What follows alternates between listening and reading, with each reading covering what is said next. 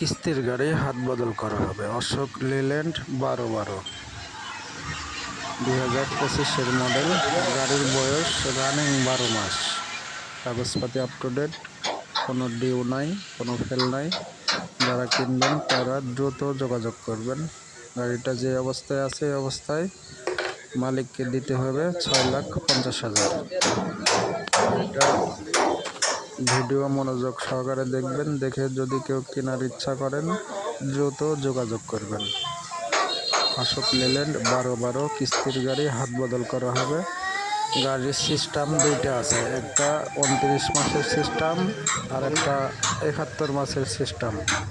71 মাসে মাসিক কিস্তি 73,800 টাকা করে, আর যদি কেউ 29 মাসে চালায় তাহলে সেই সিস্টেম আছে।